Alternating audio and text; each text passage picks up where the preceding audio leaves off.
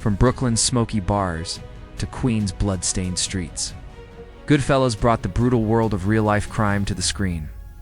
But beyond the iconic suits and unforgettable lines lie strange details and hidden truths most fans miss.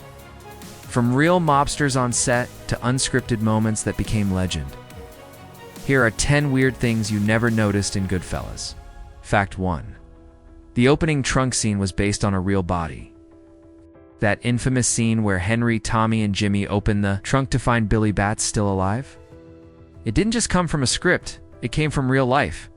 The scene was directly inspired by the real-life murder of Billy Batts, a made man who was actually killed by Tommy DeSimone. It's a real-life counterpart to Joe Pesci's character. Scorsese ramped up the tension by opening the film with it.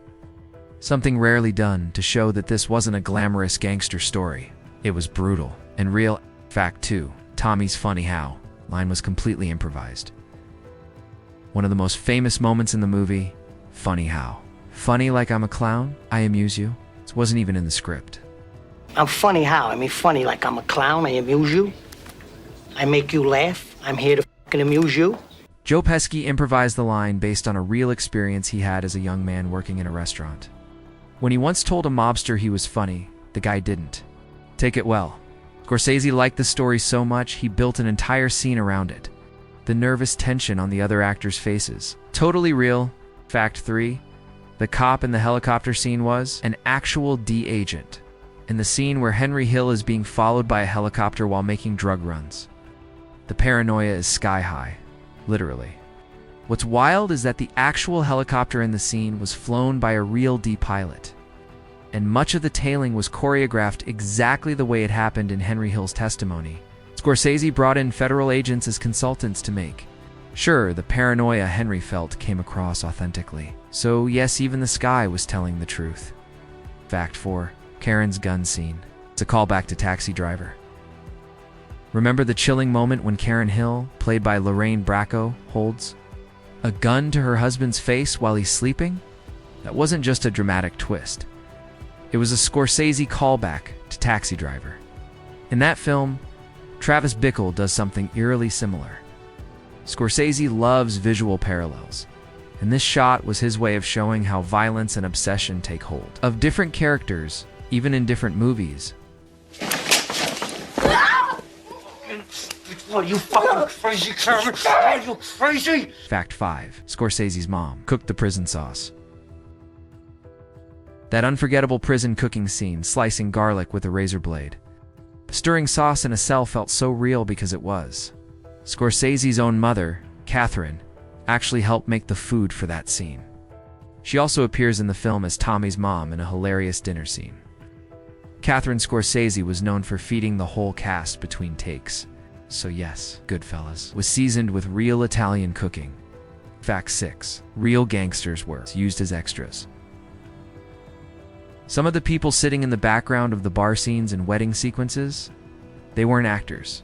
They were actual associates from the New York and New Jersey underworld brought in as extras to help the atmosphere feel authentic.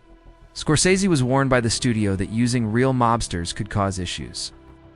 But many of them were uncredited and simply wanted to be part of a film that told their story, just without using their real names. Fact 7. The famous Steadicam shot was done in one take. The legendary tracking shot through the Copacabana nightclub, where Henry and Karen walk through the kitchen and are greeted like royalty, is considered one of the greatest long takes in film history.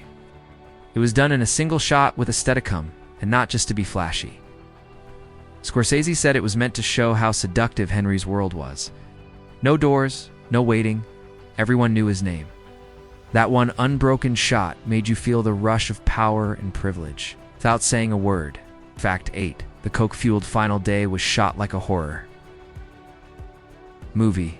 Henry's final drug-fueled day of Paranoia was filmed intentionally to feel chaotic and unsettling. The editing becomes rapid-fire. The music shifts constantly. The camera angles get tighter. Scorsese even changed the color grading to make it feel off-kilter. He wanted the audience to feel as strung out and paranoid as Henry did. That's why the sequence feels almost like a horror movie, because in Henry's mind, it was. Fact 9. Jimmy never speaks to Karen after that one look. After Henry is arrested, There's a haunting moment where Karen visits Jimmy in a diner. He subtly suggests she go pick something up, but she senses something's off. She leaves, and they never speak again. The brilliance of this scene is how much is said without saying anything. Scorsese uses silence, tension, and one long look from De Niro to say, if you go down that alley, you might not come back. It's one of the quietest yet most terrifying moments in the film. Fact 10. The ending breaks the fourth wall and the illusion.